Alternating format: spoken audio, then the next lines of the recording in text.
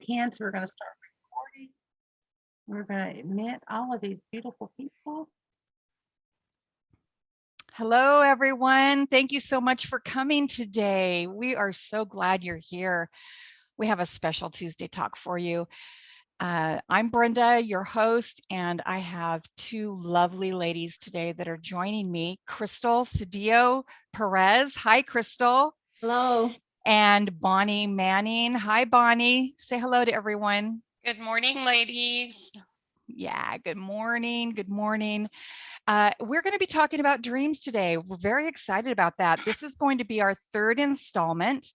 And we are going to just, Crystal's going to be sharing a little bit with us. Now, Crystal, you haven't really had a chance to meet her, ladies. Crystal is a very dear friend of Bonnie Manning's, and they work together and they minister together in dreams and different things like that, and talking. I think you guys have a podcast, don't you? Crystal? Not anymore. Not anymore. You used to have a podcast though, right? Yeah, we have a YouTube channel, Elijah's Prophetic Cup. Elijah's Prophetic Cup. Okay. And Leanne's going to go ahead and pop that into the chat so that you can, there you go. It's all on there. Perfect. And sis, Crystal, you are really gifted and just really have an anointing in the arts, and you have a beautiful shop. You have lots of banners and different things like that where you're expressing the love and the beauty and the majesty of Elohim in your crafts. And I just love that. So ladies, go in there and check it out. And also you have a blog.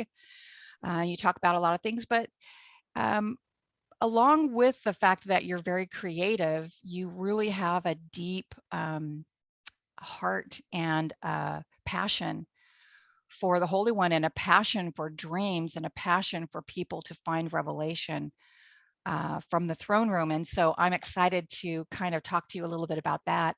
And Bonnie, thank you so much again for coming on, sis. Love you. It's always such a pleasure to have you on. And this morning you had woken up with a beautiful song on your heart. What was that song again, Bonnie? Well, I can't sing. Well, that's okay. You could just tell us. Lord, prepare me to be a sanctuary, pure and holy, tried and true. With thanksgiving, I'll be a living sanctuary for you. Oh, thank you. I feel that over me. I hope you ladies feel that over you too. You know, we don't have a lot of time. We only have an hour, and then we'll have our after party. So I'm just going to go ahead and we're going to jump in. I think that everyone that's on here, we all know you can watch these recordings later on in your library in the Rooted Cafe. And so if you miss a little piece of it, or you need to just step out for a moment, just know that you'll be able to catch the recording. We love you all. All right, ladies, I am going to turn this over to you. I'm going to bless you. We've prayed up. Ladies, I know that you came in all prayed up too. So Crystal, I would love for you to have an opportunity to share with us. You're going to be talking to us a little bit about Acts chapter 10, verse 9. You're going to start there. So ladies, if you want to grab your Bibles, go right ahead. But Crystal, just go ahead and share with us what's on your heart, sis. Okay, so I was reading Acts 10 a while back, and I was just kind of pondering how the Father speaks to us. And as I was going through Peter's dream, it kind of gave me like an aha moment. So I'm going to start in Acts 10, verse 9. So the next day about noon, while they were still on their way and approaching the city, Peter went up onto the roof of the house to pray. He began to feel hungry and wanted something to eat. But while they were preparing the meal, he fell into a trance, in which he saw heaven opened and something that looked like a large sheet being lowered to the ground by its four corners. In it were all kinds of four-footed animals, crawling creatures, and wild birds. Then a voice came to him, "Get up, Kepha, slaughter and eat." But Kepha said, "No, sir, absolutely not. I have never eaten food that was unclean."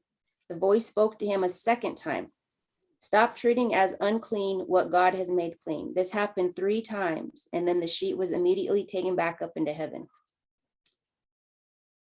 Peter was still puzzling over the meaning of the vision he had seen when the men Cornelius had sent, having inquired for Simon's house, stood at the gate. And he called out to ask if Simon, known as Kepha, was staying there.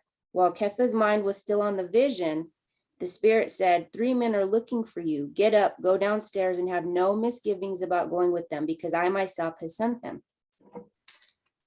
So as I was pondering those verses and thinking about dreams and interpretations, and just, it kind of hit me that Peter didn't know what it meant. No, he thought- didn't. He he really was- didn't. No, he didn't. He was hungry. So just looking at the symbolisms of the dream and how, he fell asleep hungry and he dreams of all these unclean foods. And it happens 3 times. Well, there's 3 men that are considered back in that day Gentiles or unclean. If Peter had not had the intimacy with the Father and being able to hear and be obedient to the Father's voice and not so much the traditions and religions of that day, these Mhm. men may not have been ministered to. This whole entire house of Cornelius, I just thought it was interesting because the way the Father speaks to us, whether it's a trance, a vision, or a dream, the symbolisms in him. He was hungry, he's seen unclean food, 3 men come, it happened 3 times, but Wow. because he trusted the Father, he went along with it. So sometimes we don't understand what's going on in our lives, whether they're dreams or whatever, or even the interpreter. Mhm. But if we have that connection with the Father, that intimate time with him, and we're obedient to what he says, we see kind of how it plays out. Oh, Crystal, I love this so much. I just want to hug you right now because listen, that's what happens to us. I have done that myself. I mean, not that I am not comparing myself with Kefa, please. Right. Or am I? I haven't had any coffee yet this morning. Maybe I am. No. But it would have destroyed the hearts of the people if he would have misinterpreted this dream and moved forward as we have done today by misinterpreting that dream and moving forward and having a in your face anti-Torah, anti-Bible, anti-God, God has changed his mind again type of interpretation. And he would not have ministered to those 3 men. And because of that, the world wouldn't be, the people wouldn't be able to know, the seeds wouldn't have been planted, in other words, Yes. for the future. So Crystal, thank you for bringing that up. Now, don't leave us hanging here, sis. What are you gonna finish this up? You're not gonna just leave us hanging here, right? So I have a short example that happened this week that I Okay. wanted to share, that I believe that it's the heart of Torah. Mhm. And I have an older friend that called me today, and her family, she's Torah, and her family, they're not. They still do Easter, and they haven't gotten together in years. Mhm. So they gave her a call and asked, would you please come and just have dinner with us? You don't have to do any eggs, nothing. And she's going to do it. Awesome. And her whole entire fellowship is really upset with her, and they thinking she shouldn't, right? So I told her about Peter and how, yes, sometimes we have to do things that look contrary to what's written, but that's because we're getting to the heart of what Torah really is. I love that. But so Yes. that's, the ending part of that. But I really want to drill into my own heart as well as anybody else's, is it's always about that intimate relationship with the Father first. Even beyond reading scripture, and I know that sounds horrible, but if you have that intimate relationship with Abba, something can come along that doesn't look right, but if you trust it, it ends up turning out exactly how Torah would have had it. You mean like marrying a prostitute? Or Don't start, Oh, Brenda. okay, sorry. Exactly. Too early. Exactly. Cooking your food on human dung. Yes, exactly. Yeah. Or being told to go preach to a group of people that have done nothing but try to slaughter you and annihilate your people off the face of the earth. Yeah. I'd be a little, are you sure? Wait, I think I had pizza last night for dinner. This can't be right. And it's interesting that Yeah. later on in Acts, we read how a lot of the brothers of Kepha, they come against him, like, you went Yeah, and of you course. were ministering to these Gentiles. And it's like, Right. but he did, and he did it in Yeah. the boldness because that intimacy he had with the Father. Yeah. So that kind of, to me, it's understanding that's the heart of an interpreter. You have to have that intimate relationship with the Father to understand what he's saying. Otherwise, you might, for instance, if you have a dream about death, Mhm. and let's say the context of the dream, you have to look to see if there's resurrection in that dream. If, let's say you have a daughter, for instance, I had a dream not too long ago that my 4-year-old little girl was dying. And I was sitting there holding her, and I was weeping and I was weeping and I was weeping. And I woke up really distraught. And I, because the Father will use those things close to your heart to get your attention. And what he was showing me is, there was a part of me that was dying, that was childlike. And it had to happen for me to get to this next level. But if I didn't understand what death meant in a dream, in the context of it, I could have freaked out and thought my daughter was going to die. So it's kind of like Peter. He was puzzled. He didn't understand. But if you stay connected to the Father and you trust him, it's going to work out the way it needs to. Yes, that's really good. That's really good. And it's sometimes dreams can be scary because we don't understand where they're at. And that's why we write them down and we pray and we ponder. And you don't sell your house if you're not sure what the dream means. You know what I mean? Don't jump into something. Pray and trust. And so go ahead, Crystal. I really appreciate you sharing these things. I want to make sure that we give you ample time. So go ahead. Okay, and then I want to go to Acts 12. Okay. And I'm going to start at verse 6.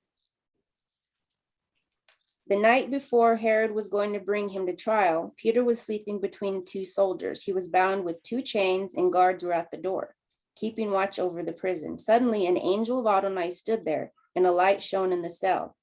He tapped Peter's side and woke him up. "Hurry, get up," he said, and the chains fell off his hands. The angel said to him, "Put on your clothes and sandals," and he did. "Throw on your robe," he said, "and follow me." Going out, Peter followed him, but did not realize what was happening through the angel was real. He thought he was seeing a vision. Having passed a first guard and a second, they arrived at the iron gate leading to the city. This opened to them by itself, and they made their exit. They went down the length of one street, and suddenly the angel left him. Then Peter came to himself and said, "Now I know for sure that the Lord sent his angel to rescue me from Herod's power and from everything that Judean people were hoping for." Wow. So again, Peter didn't know what was going on. This time it says that he finally came to himself. He thought he was in a vision, so he thought this was just playing out, I guess, in his mind, but it would happen in reality. It reminded me of chapter 10, verse 9, what we just read, because Peter, he didn't know. And I guess what I'm trying to say is sometimes we don't know. Many times I don't know anything. That's my motto. I know nothing. I know nothing. You are our people. Yeah, exactly. She passed the litmus test, Bonnie. Yeah, I know nothing. Yes, I know I know nothing. And that's kind of what was screaming at me in these chapters with Peter's, like, he was so zealous for Adonai, but every time he thought he knew something, he knew nothing. It got to the point to where he was just sitting there, just puzzled by what the Father said, but he trusted him enough. The Father can send an angel, a messenger, to come and wake him up, take him out of this prison. And we can think of that spiritually too, right? Right. He trusted him enough, and then he came to himself. So it goes back to, I believe, is that intimacy with the Father. And it always goes back to just knowing who he is. I love that. Can I jump in for a second? Please. Yeah, so as you were talking and I'm looking at this, Peter is sleeping and he's bound with 2 chains between two soldiers. Who sleeps bound between two chains and two soldiers? I mean, I have a hard enough time sleeping, and this man he's asleep. But then the angel of the Lord appeared, the light shines, and he pokes him in the side, like, wake up, right? I mean, that's sort of what's going on right now. Wake up from your sleep, wake up from your slumber. And it's after that, as Crystal was saying, it's spiritual too. The chains are falling off of him. The light is shining on him. He is waking up. And when we were reading the last passage, Cornelius, he was giving so generously to the people. He was keeping the hour of prayer. He was praying at 9 and noon and 3. He was giving the alms.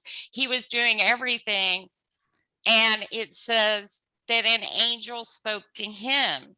Yes. Now, these angels are very curious because that word in Hebrew is malach, and it can just mean a messenger or a man. But these supernatural miracles that are happening here in the passage she just read, I mean, this feels like the Messiah himself is opening the doors. And he says, then the angel said to him, get dressed, put on your sandals, put on your shoes of peace, get dressed, gird up your loins. You're walking out of this prison. And I think it's so funny because he goes to the door where they're praying for him and he's knocking on it. And this little Rhoda, I don't even know if I'm pronouncing that right. I know her name means rose bush, that perfume of the rose. And it says, although she recognized Peter's voice, out of joy, she did not open the gate, but ran in and announced that Peter was standing in front of the gate. And they said, you're crazy. Look for the little maid servants that are full of joy and have that crushed rose perfume, right? And let people say you're crazy. Who cares if they say you're crazy, right? So Peter just keeps knocking on the door. It's humorous, really. And so can you imagine, though? I want to see things like that happen, not just in the spirit. I want to see things like that happen in every way. It's just so powerful. But anyway, back to the visions and did you have?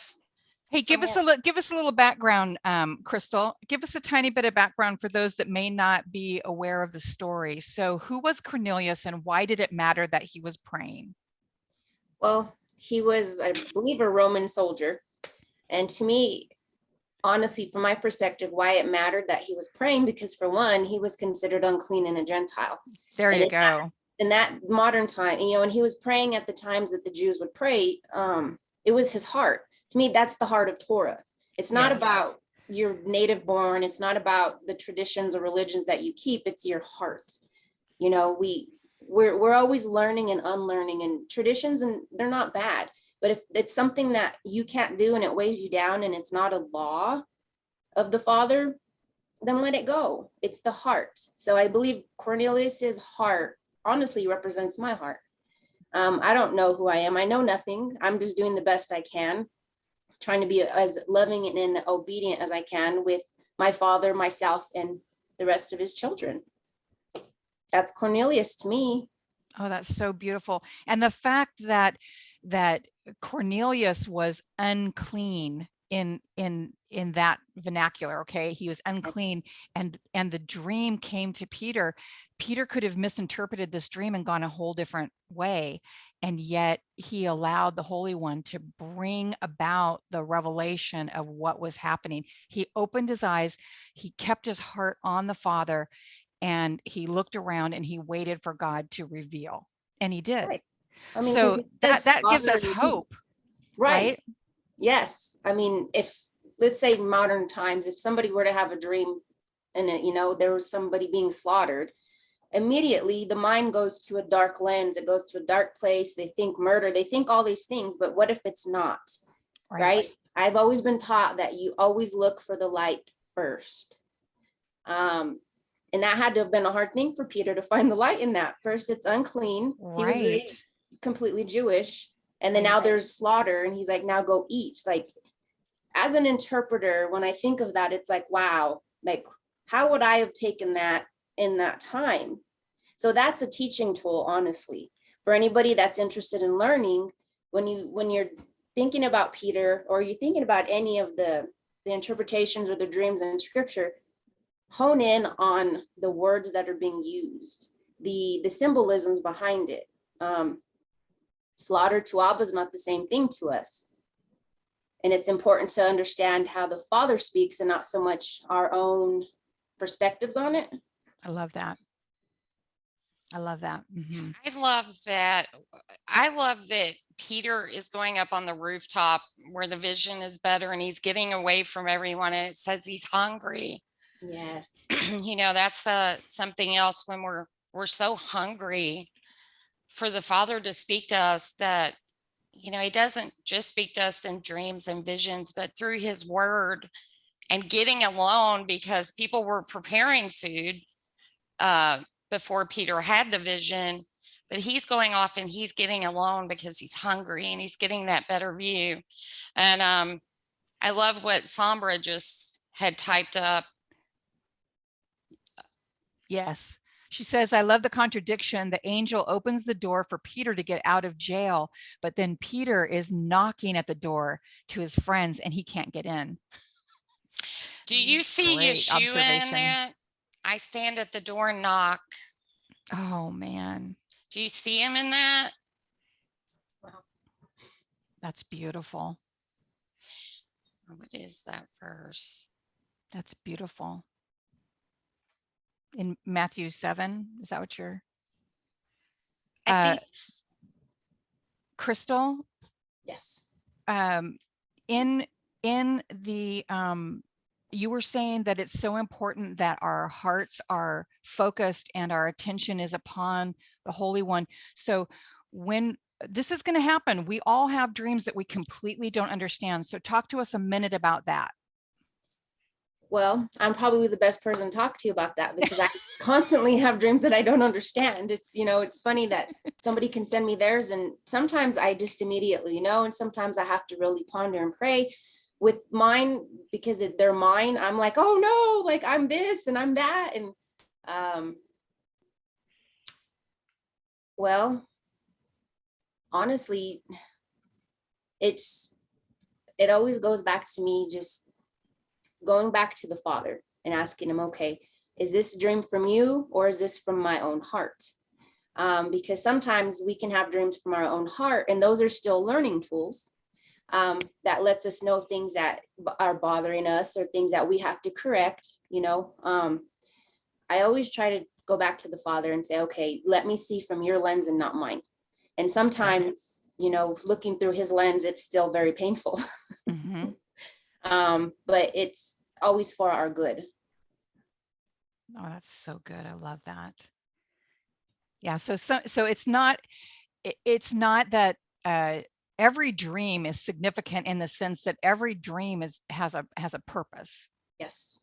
Sometimes God's speaking to you. Sometimes the Father's drawing you into revelation, and sometimes, like you said, it's a matter of your body is dealing with some things. Your mind is dealing with some things, and so you can look at that and you know, it's still significant. You still Yes. need to deal with those things because that's Yes. happening in those hours. It's important. That's why it's important to write them all down. And then you can take a breath and you can ponder and you can pray and you can ask the Father for revelation. Write them down first, otherwise you'll forget. Yes. Write them Write down all the details. Write down Find all the somebody details. find somebody that you are comfortable sharing with, because sometimes, you know, this individual, they can shine light, because if it's personal and it's your dream, you might be looking at all the negative things about yourself, and somebody else can come and shine his light and be like, no, that's not it, you know, calm down. Have somebody that you trust, that has the heart of the Father, you know. Yeah. that That would be my Beautiful. advice. Great. Crystal, you have anything else you wanted to share with us, sis? I don't. I'm ready to hand this over Okay. to beautiful Bonnie. All right, beautiful Bonnie. Okay, ladies. Well, I feel like since this is the third one, I've covered a lot of territory, and I've just made a few notes today. Simple things that most people dream that might help you all. And a lot of these you may already know, and I may have already hit on some of them. But one thing I wanted to talk about was bathroom dreams. You know, bathroom dreams and sex dreams and all these different dreams can make people very uncomfortable. But the Father is faithful to show us, and sometimes the things he's showing us we might not want to see, but I think if we look at them in the way I want to present it, we're going to get more excited about these dreams. So, bathroom dreams. When you need to go to the bathroom, it hurts. If you're in a car and you're traveling and you have to go to the bathroom, it starts hurting. You've got to get rid of those toxins and that waste. And so a lot of times in people's dreams, they are looking for a bathroom. Sometimes they are going to the bathroom. Sometimes they are going to the bathroom a lot. And both number one and number two, depending on, you know, what kind of load you need to get rid of. And sometimes I feel like this is something to get excited about, because if you are going to the bathroom, you're getting cleansed from something. And we all need to get cleansed from things, and especially today, and sometimes every day today, if we're not careful to guard our heart and our mind, we can get easily offended. The love of many grows cold, and we can really get off track. So if you're having a bathroom dream, let's say you need to go to the bathroom, but you can't find a bathroom. Now, this means that there's something going on, whether it's pain or rejection, or you have health issues, you need counseling, you need direction, but you can't find the help you need. So maybe you're looking everywhere. Maybe you go get counsel, but they really don't help you or relieve the pain you're in.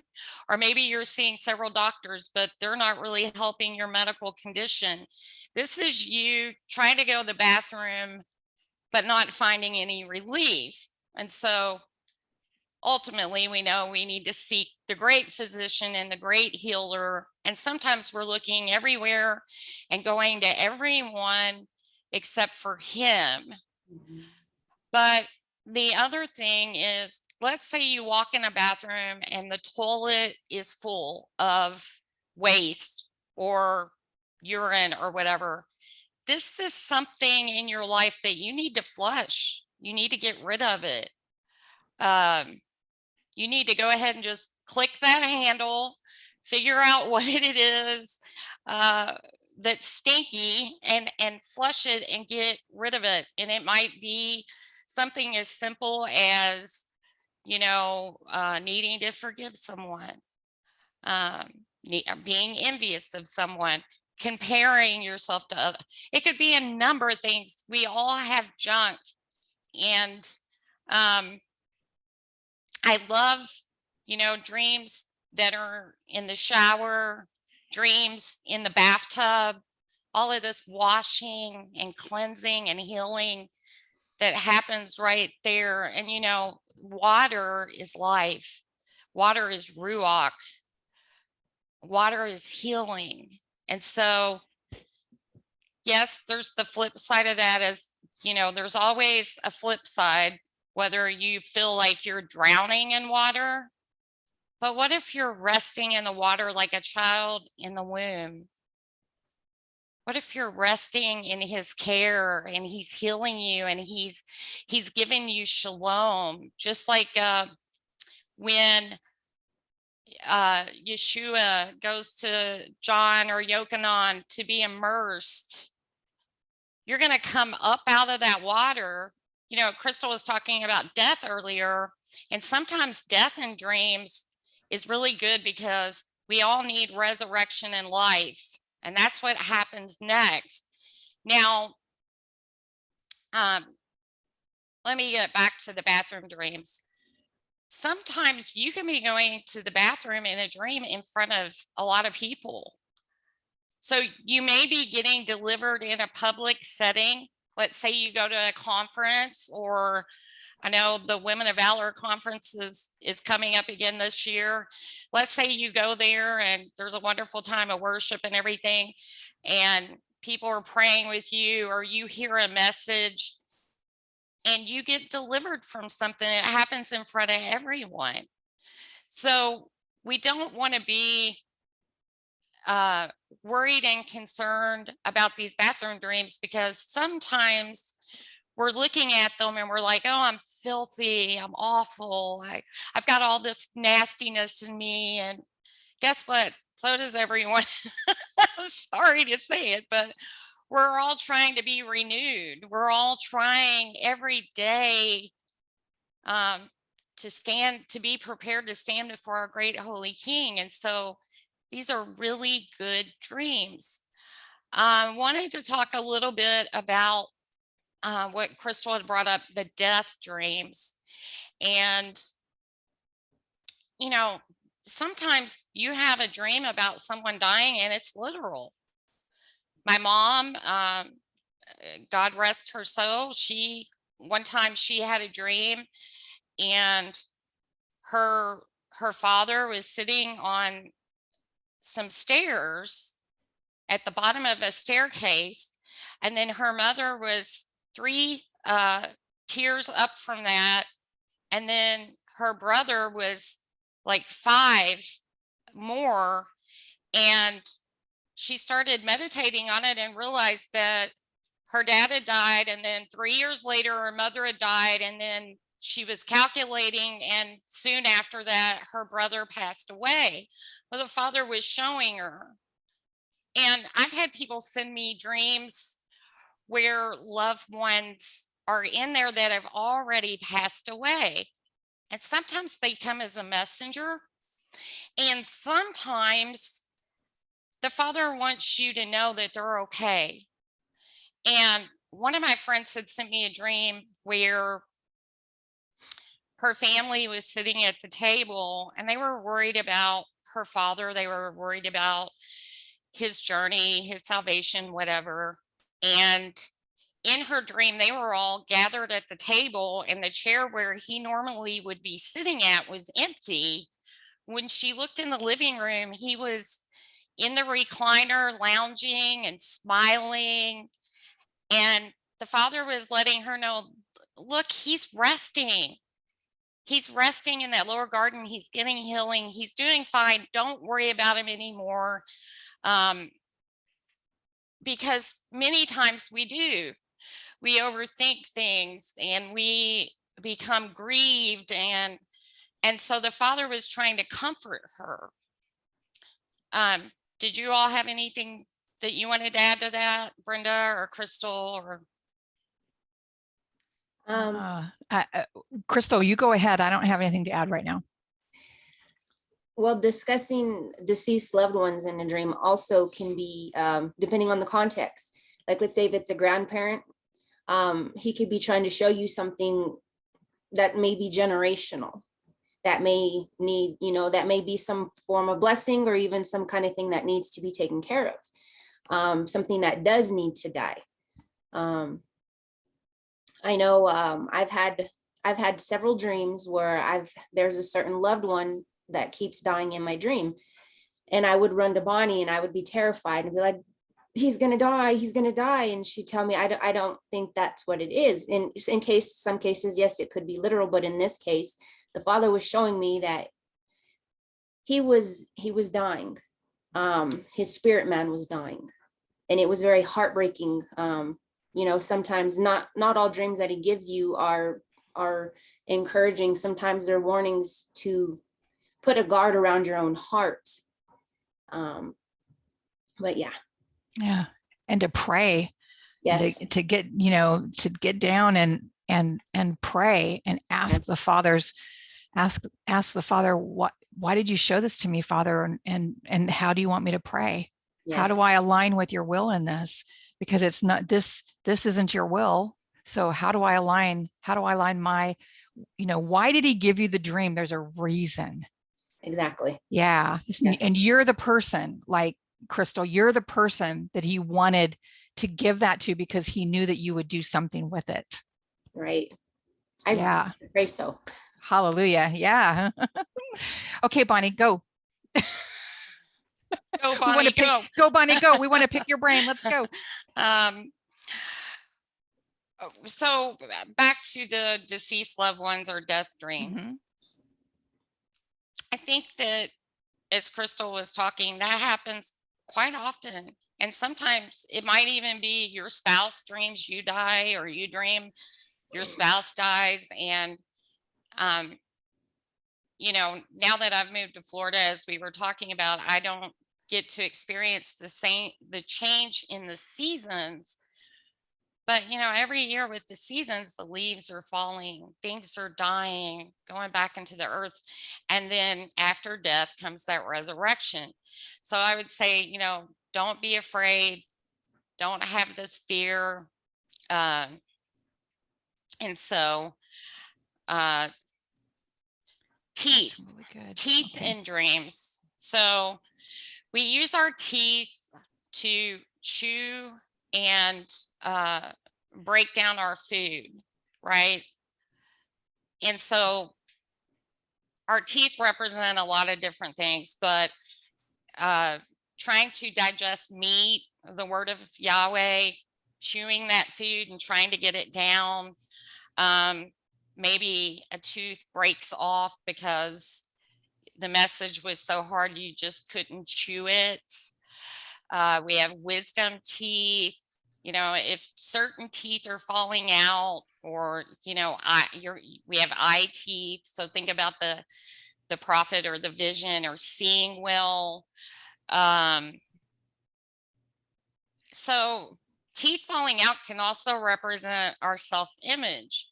I think it's been a long time, so it's fuzzy, but one time I had a dream. I dreamt that I was supposed to be doing some kind of show or talk, and my teeth were falling out, or a couple were missing or something.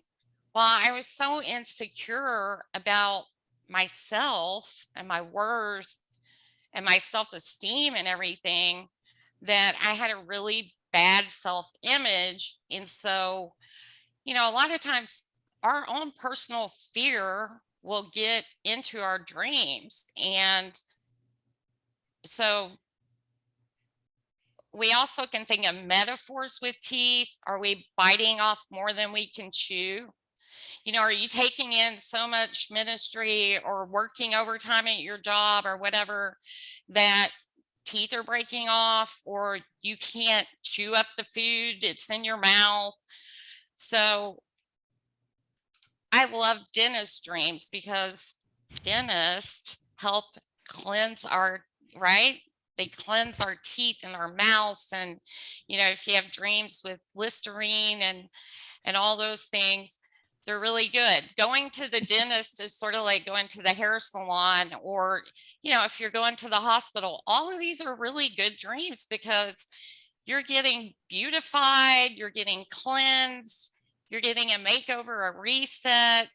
And so those are pretty good. Anything on that?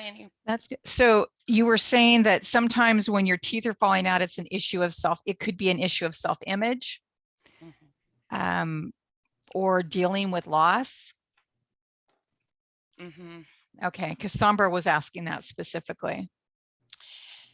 Yeah, and if you look up the names for different teeth, they have different meanings. And that was really helpful for me when I've had teeth dreams in the past. There is a blog by Doug Addison. He is a Christian who does a little dream interpretation, but he has a specific blog on the teeth that is really well done. So if you want to read that and Mhm. take what you can from Mhm. that. Keisha mentioned here having braces on your teeth or your braces coming off of your teeth is training. I love that. Oh, that's Keisha, thank good. you so much. Right? Because your teeth are being corrected when you have braces on. And when they're coming off, it means the training wheels are coming off, right? Now your teeth are standing straight on their own. You don't need the braces anymore. That's really good. See, these That are the is things good. that we don't think about looking deeper into the imagery. And so this is really good for us, isn't it, ladies?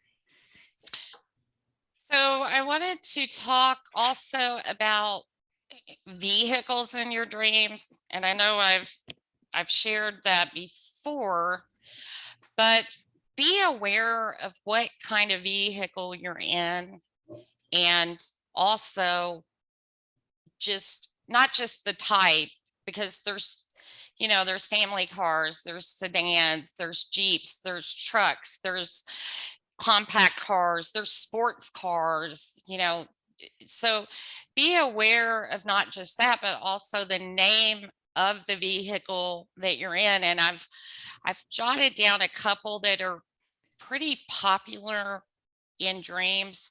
One is the Crown Victoria. They call it the Crown Vic. And that's a really good vehicle to have in a dream. Honda Accord, and you see that word for unity. Mercedes, the word means mercy. And so a Silverado, you've got that silver, that redemption. If someone comes by in a pickup truck, a lot of times it's a play on words. They're going to give you a pick me up. If, let's say, you're in a police car, it's going to represent authority, maybe your ministry.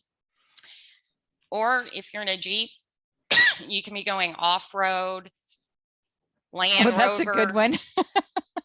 Not staying in the lines. Yeah, but sometimes it's good to go off-road. Mhm. Maybe you end up running into a Dodge Viper or a Dodge Ram. So all these plays on words, because I can give you all symbols all day, and I can talk to you about metaphors all day, but truly you are the one who has to really pray, write down these dreams, meditate, and ask the Father, because the Father he is faithful. Yes, he It's is. sometimes I'll forget about a dream and maybe 6 months go by and he will bring that dream back to me. Bonnie, go look at that dream. Look at that dream, Bonnie, because it's happening right now. And sure enough, it starts playing out. And a lot of times what I thought it was about is not really what it was about. And these are all learning tools. Mm-hmm. And he doesn't speak to any of us the same. I mean, he's not, as Crystal often says, he's not a cookie cutter God. So when he's speaking to you, meditate on it, ask him, knock on the door, So in a dream.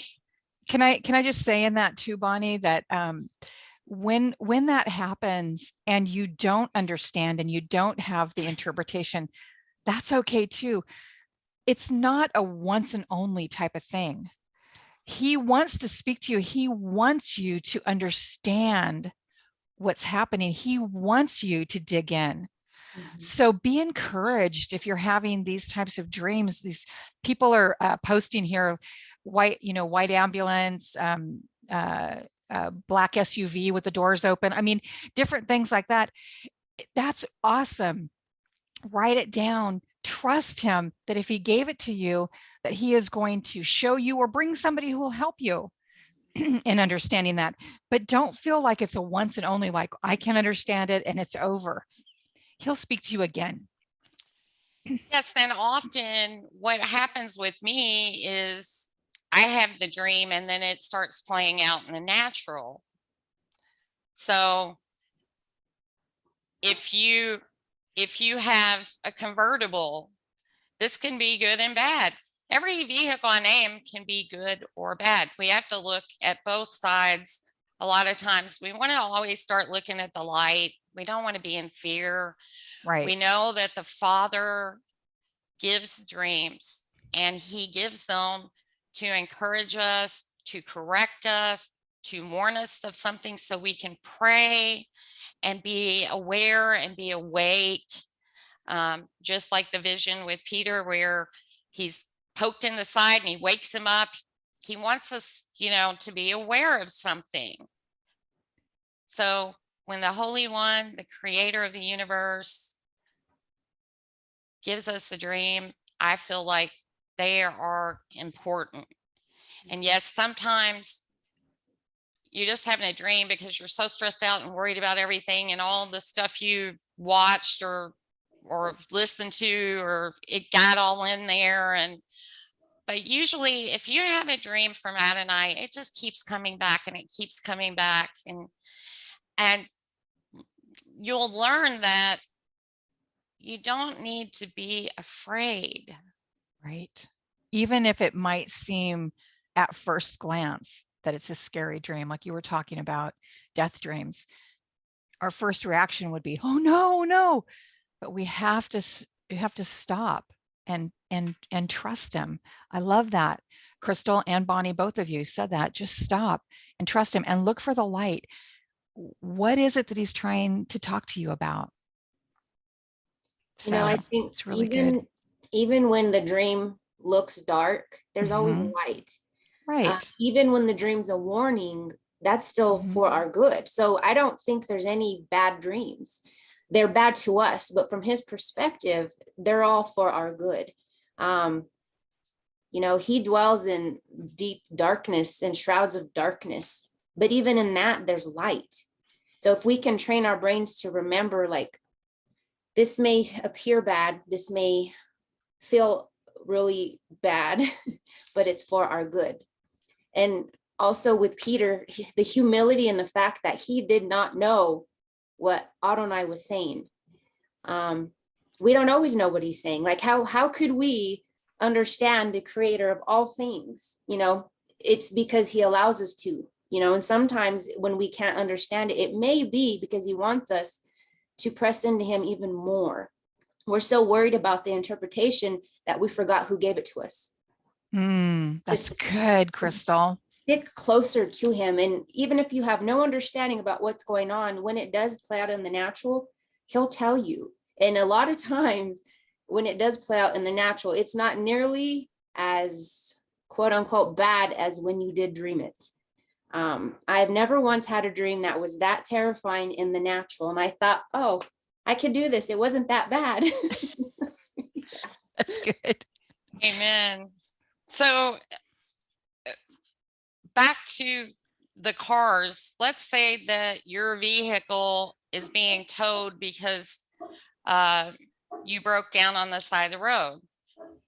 So you can say, well, this is horrible. I'm broken, I'm down, I need repairs. Well, praise Yahweh that he has sent a tow truck to pull you to a station and gather those people who are equipped to help you with your vehicle, your ministry, your business, whatever is going on. Driving in dreams, are you driving too fast? You got the pedal to the metal. And when I say, are you driving too fast? This could mean so many things, because let's say you really want your husband to see some things he doesn't see. And so you're just on him day and night. You're just pressuring him. You've got the pedal to the metal because you want him to get it. That can be driving too fast. You can be driving your business too fast, your kids too fast, your ministry too fast. You can be just, and other times you may need to really drive fast. You may have deadlines and you may be driving careful, but you may have to speed it up a little bit because maybe you're lagging behind and it's time to catch up. So you can lose control of a car. I mean, my husband's had dreams where I drove a car into a lake. I mean, you know, we all have these types of dreams now and then. And so if you're driving reckless, you're running stop signs, you're swerving and cutting people off, you know, a lot of times, and most of the time, if I was really honest, our dreams are about us. He wants us to be purified. He wants us to be filled with love and kindness and to love our neighbors ourselves. And so many times, what he's trying to say is, hey, Bonnie, slow down, stay in your lane. When I say stop, you need to stop. If it's a green light, you know, I'm using this as an example because I want you all to be more aware of dreams with vehicles. There is also cars that transform. Maybe in your dream, your car is like one of those action figures and it just transforms. So he's letting you know you're like a butterfly, or you know, change is coming. You can get lost. You can be driving and you're lost, and many times you're looking for the GPS, and you know, you're needing direction. All these things with driving, there is so many symbols, just so many. And I'm sure I'm seeing the chat box is pretty full and I can't read that right now, but I'm sure That's okay. Yeah, I'm sure a lot of you have been sharing that. So the next thing I wanted to touch on was running. How many of y'all ever had a dream where you were running? Mm-hmm. So these are interesting. And, you know, I say this a lot because I've had dreams before where I have woke up and I've just been in a panic, and I was like fearful of this dream I had and scared and everything else.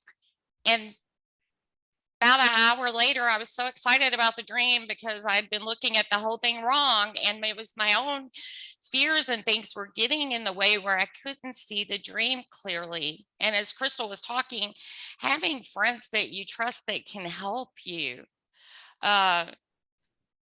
you know, that will help you look at it with a different lens.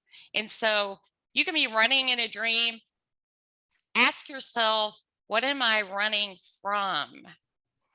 Ask yourself, what's trying to chase you down? Is it Adonai? Are you running from something that he has told you to do? Or are you running in slow motion? It's like you don't have the street, you just, you know, things are possibly getting ready to slow down in your life. Maybe your life was really busy. I read a dream that an author's book I edited, he had a dream in there where he dreamt that he was in a theater and there was a beaver running around in the theater. And the father was letting him know that he was getting ready to be busy as a beaver in a theater because they ended up inviting him and doing this whole series with his ministry. And so the father was letting him know, you're getting ready to be as busy as a beaver. And so, or, you know, then he might have a dream where he's barely running. Everything's slowing down, things slowing down in your life. But, you know, the dreams where you're running, or even you're flying, or it feels like you're levitating, a lot of times he's letting you know that he is lifting you up above those problems, and you're going to have good vision because you're going to be able to see the situation. And so a lot of times I will say the Ruach is lifting you up. You know, people have flying dreams. Those are interesting. There's so many different types of dreams, and they're so creative to you personally. And I think that is so interesting because the Father is so intricate and he's in the details. And I love that Yes. about him. Mhm. And he will bring things, even from your past or your childhood, things you have forgotten about, people you have forgotten about, just to bring that message and bring that intimacy to you. Um, and somebody had asked me the last time while I was on here, and there's a lot of people on here that I know are great dream interpreters or gifted in that area. Keisha, Sombra, yeah, Crystal. There's probably a lot more of you, and I just don't know you. But someone had asked me last time about your ex showing up in your dream, and this is interesting, isn't it?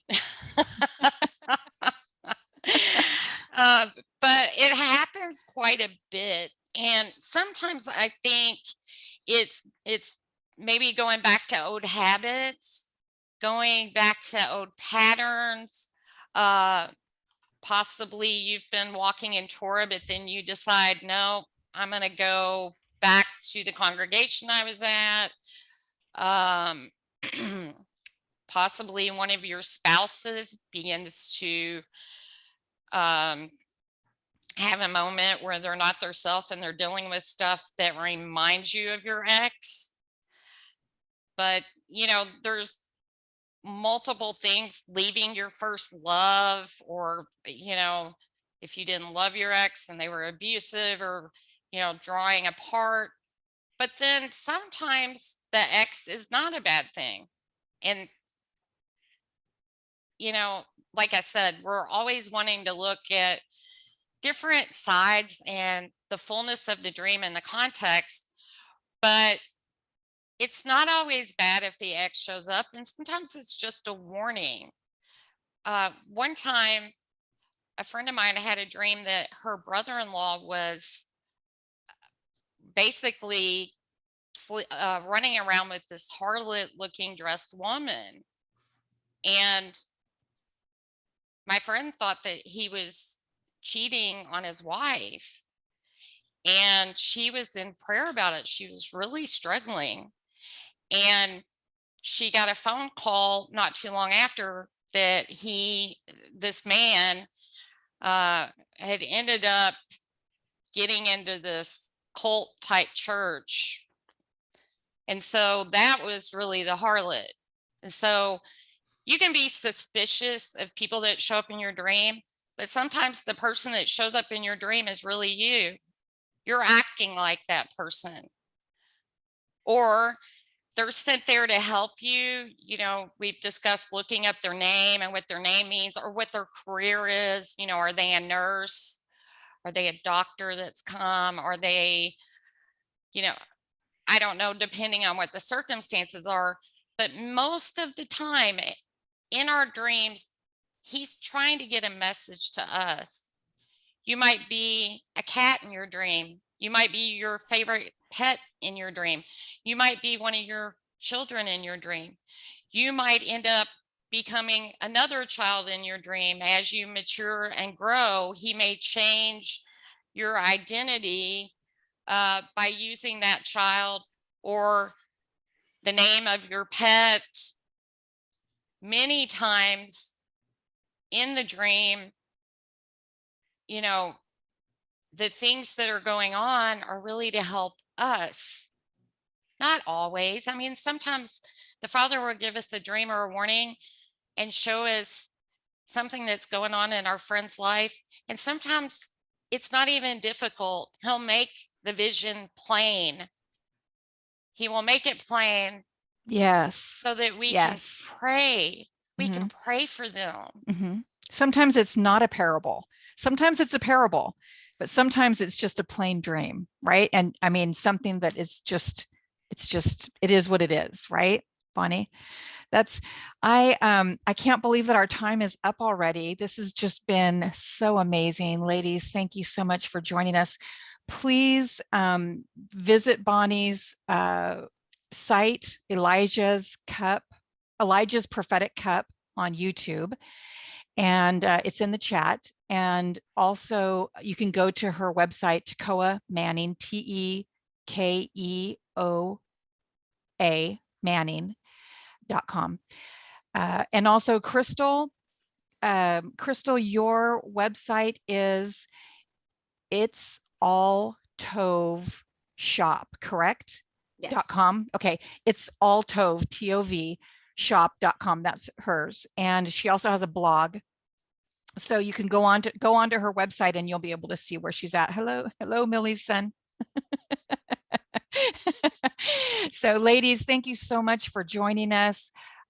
Those of you who are live with us, jump in for the after party. We'll have a little after party going on here. Those of you that are listening by recording, thank you so much. Be blessed. Look for the light. Ask the Holy One to bring revelation to you. Write your dreams down. Talk to your friends. Talk to people that you trust that are seeking the Father's heart in your dream interpretation. Crystal, thank you so much again for joining us today. And Bonnie, it's always a pleasure to have you. Ladies, we love you so much. You be blessed. We will see you the first week of March, the first Tuesday of March. We'll have an evening class and we will be talking about Havdalah ceremony and how we set our week up for success. We love you. We love you. We love you. Join us for the after party. Bye-bye. Bye. Thanks.